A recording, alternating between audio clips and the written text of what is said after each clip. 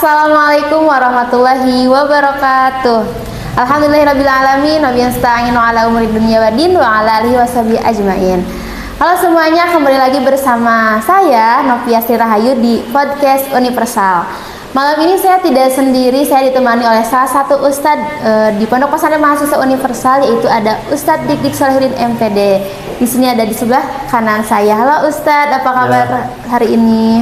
Alhamdulillah, luar biasa. Alhamdulillah ya, walaupun di malam yang ke-13 ini gitu, di luar itu sedang hujan-hujannya, tapi di sini kita akan membahas sesuatu yang sangat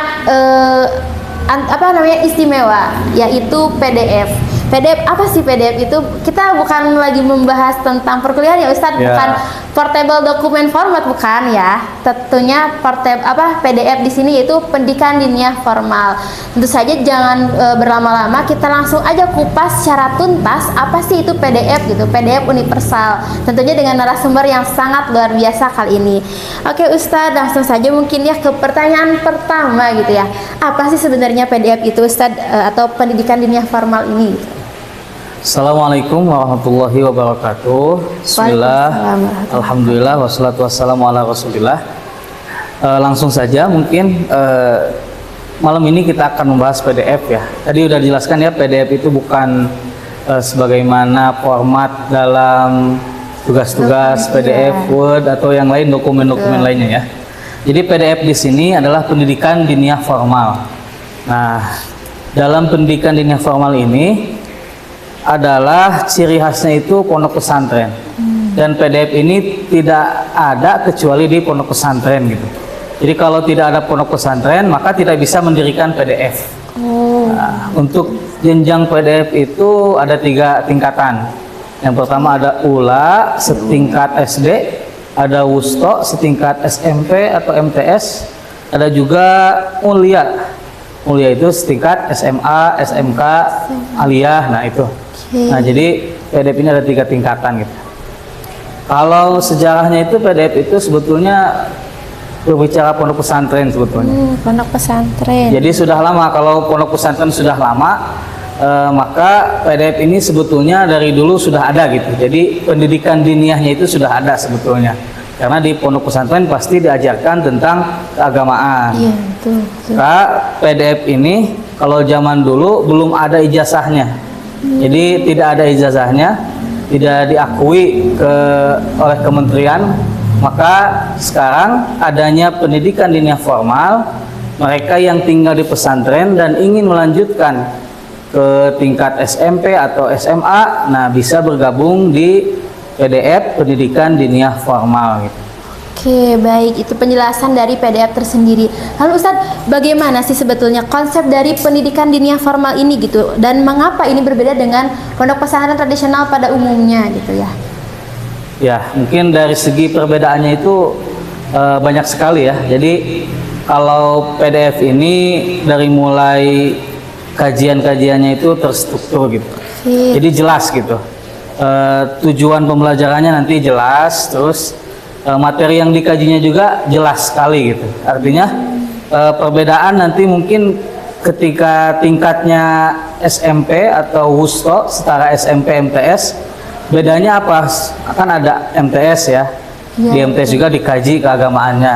Nah, di PDF juga dikaji, cuman PDF ini lebih fokus kepada diniyahnya, keagamaannya. Jadi kalau dihitung-hitung itu 75% pendidikan diniyah bersumber pada Al-Quran, hadis, dan kitab kuning. Lalu 25%-nya pendidikan umum, matematika, IPS, IPA, dan yang lainnya. Termasuk mungkin nanti ada bahasanya juga gitu. Oh oke, baik. Tadi ya Ustadz menyinggung tentang adanya 75% itu dari pendidikan agama gitu. Ada Al-Quran, ada hadis, dan juga kitab-kitab. Nah, jadi apa saja gitu kitab-kitab yang diaji atau yang dipelajari di pendidikan diniyah formal ini gitu, dan mengapa sih kitab-kitab itu yang harus dijadikan sebagai ajaran gitu, dan apa sih yang pentingnya itu, yang dianggap pentingnya itu apa Ustadz? Ya. Sesuai dengan visi ya, visi dari PDF universal itu sendiri, maka tujuannya itu mencetak generasi masa depan yang alim. Artinya alim di sini tidak hanya ia pintar tapi mampu mengamalkan. Nah, maka kenapa di PDF ini dikaji kitab-kitab kuning atau literatur klasik? Kitab-kitab kuning ini dikaji karena sumber yang paling bagus itu ketika kita mempelajari agama Islam, maka sumbernya itu Al-Quran, hadis, dan pendapat-pendapat para ulama yang dibukukan dalam kitab kuning. Oh iya, betul. Jadi nanti anak-anak itu harus jago kitab kuning atau kitab gundul lah. Kitab gundul ya. Pertama kitab jabrik juga susah ya bacanya. Nah, Iya, jadi betul, anak-anak Ustaz. itu diarahkan untuk bisa membaca referensi para ulama yang asli gitu dari kitab kuning. Dan kajian kitabnya itu banyak tergantung mata pelajarannya. Kalau Al-Quran nanti ada kitab Jazariyah, Hidayatul Mustafid, Tufatul Atfal. Kalau misalnya Sirah Nabawiyah nanti banyak ada Nurul Yakin dan kitab-kitab lainnya. Atau kitab hadis juga nanti akan dikaji, ada hadis, ada ulumul hadis, ada tafsir, ada ilmu tafsir. Ada juga nanti nahwu dan sorobnya kita kaji gitu. Dan mungkin yang utama itu di tingkat awal kita akan fokus ke nahwu dan shorob supaya mereka di tingkat berikutnya bisa cepat dalam menguasai kitab kuning itu sendiri. Oke, Ustadz tadi berbicara tentang kitab-kitab yang diaji dan juga tadi PC ya, sempat disinggung tentang PC. Lalu apa saja sih Ustadz syarat untuk masuk ke PDF ini, terutama PDF universal ya? Apa saja itu Ustadz bisa dikasih diinformasikan gitu? Untuk syaratnya itu mudah sebetulnya. Jadi syaratnya ya? itu minimal 13 tahun, maksimal 15 tahun. Oke, 13. Kalau udah sepuh kayak gini, udah expire. Udah expire ya. Udah jadi tidak udah bisa ikut PDF ya. Jadi minimal dia itu lulus SD ya 13 tahun misalnya. SD, betul. Jadi syaratnya itu mungkin ada ijazah SD atau paket A ya. Kalau misalnya tidak betul, sekolah paket terus A. ikut paket A, dapat ijazah SD baru bisa daftar gitu. Jadi usia setelah SD gitu. Usia setelah Jadi SD. karena ini tingkatnya WUSO, setingkat SMP. Jadi syaratnya mudah asal ada ijazah untuk setelah lulus SD gitu. Oke, Ustadz baik ya. Jadi itu ya untuk syaratnya.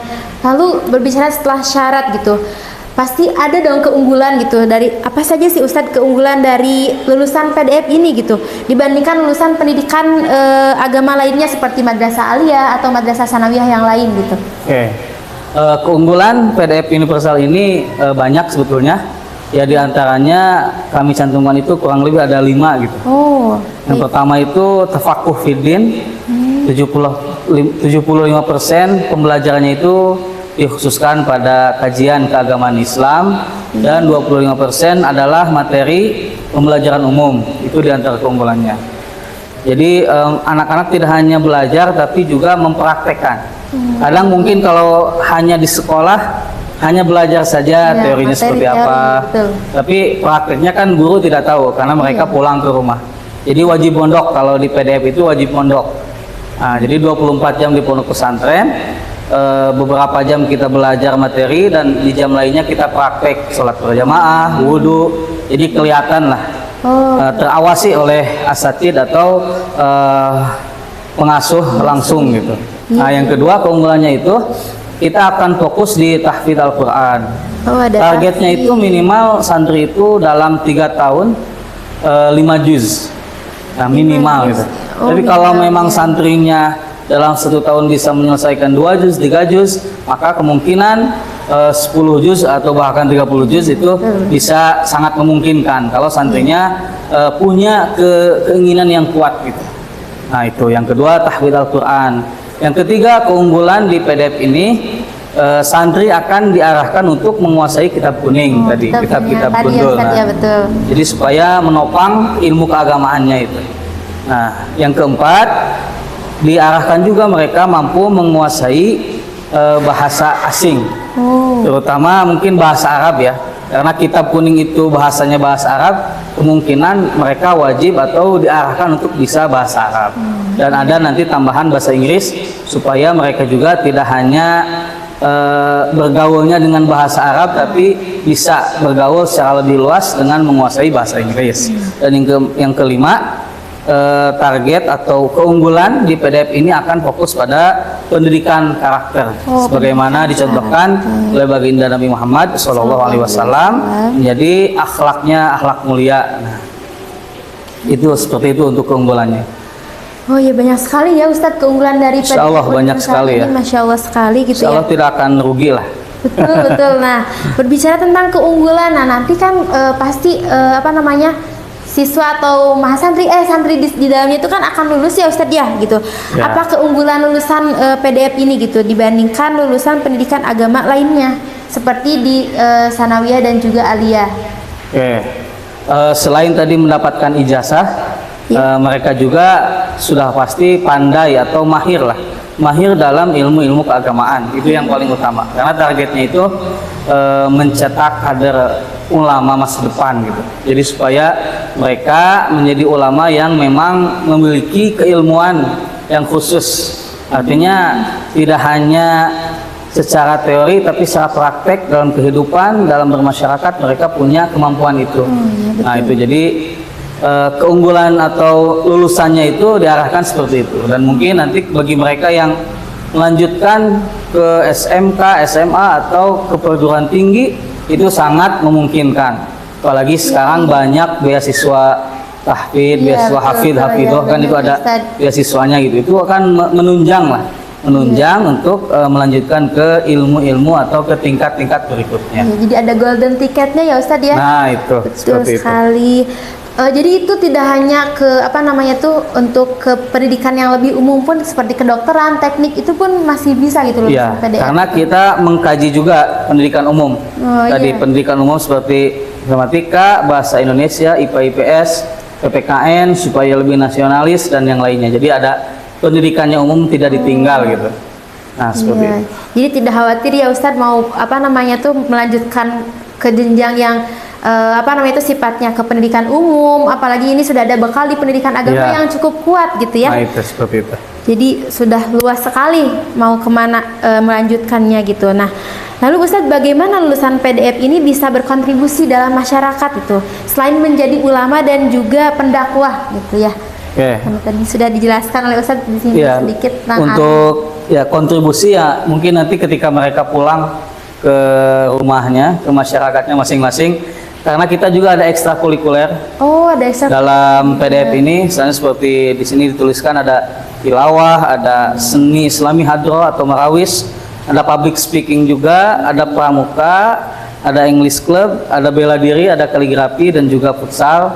Nah ini mungkin akan banyak manfaatnya ketika mereka terjun ke masyarakat, disuruh untuk mengurus anak-anak misalnya. Mereka punya kemampuan life skill ya. Jadi di samping ilmu keagamaan ada life skillnya juga gitu. Jadi selain memperdalam ilmu keagamaan, di sini juga diasah soft skillnya ya Ustadz ya.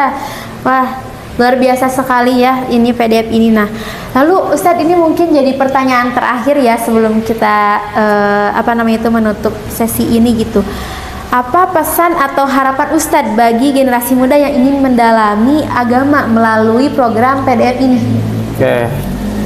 Ya, jadi karena kita tadi sudah dijelaskan ya banyak kitab-kitab yang kita kaji dalam PDF ini dan juga ilmu keagamanya itu sangat mendalam, maka diharapkan bagi generasi muda, bagi orang tua yang memiliki anak usia setelah SD gitu, usia SMP, boleh sangat ditunggu kehadirannya di PDF Universal. Kami tunggu untuk bergabung bersama kami. Kita bersama-sama meningkatkan keilmuan kita dalam bidang agama gitu, terutama dalam pemahaman kita terhadap kajian-kajian atau terhadap kitab-kitab yang memang bersumber langsung dari para ulama, supaya meningkatkan pemahaman kita gitu. Jadi itu mungkin ini sangat ditunggu gitu. Artinya kehadiran anak-anak ananda-ananda semua kami tunggu kehadirannya. di PDF universal. Oke, baik, sangat jelas dan juga sangat menggugah semangat kita bukan untuk para penonton, adik-adik ataupun bunda-bunda yang ada di rumah gitu. Tadi setelah perbincangan kita ya Ustaz jangan cukup panjang lebar, itu ada dari pengertian PDF sendiri yang mana PDF itu pendidikan dunia formal, keunggulan yang ada di PDF universal, kemudian tadi visi dan misi, dan juga tidak khawatir karena lulusan PDF ini tuh bisa ke jejaring seluruhnya gitu ya Ustaz ya, karena sudah di bawah kementerian ya Ustaz ya, ada ijazah dan diakui. Jadi Masya Allah sekali, ini sangat recommended sekali ya Ustaz untuk generasi-generasi saat ini. Iya, sangat. Tuh jadi para pemirsa dimanapun berada, adik-adik sekalian, orang tua yang ada di rumah, seandainya anak-anaknya sudah lulus SD, jika khawatir atau masih bingung mau melanjutkan kemana, tentu saja jawabannya adalah PDF universal. Nanti info lebih lanjut silahkan lihat, hubungi atau klik website di bawah ini, hubungi nomor di bawah ini, dan daftarkan diri Anda dan anak Anda di PDF universal. Betul sekali Ustadz. Terima kasih banyak Ustadz. Ya, sama-sama, terima kasih juga. Menambah wawasan gitu sebetulnya. Jadi PDF ini adalah program yang unggulnya itu Masya Allah ya, apalagi di PDF universal sekali ini gitu. Terima kasih banyak Ustadz atas waktunya. Semoga di lain waktu kita bisa berbincang lebih banyak lagi gitu ya. Terima kasih pemirsa semuanya. Mungkin cukup sekian ya Ustadz sesi yang saat ini kita bagikan kepada pemirsa sekalian. Wabillahi taufiq wal hidayah. Wassalamualaikum warahmatullahi wabarakatuh. Waalaikumsalam.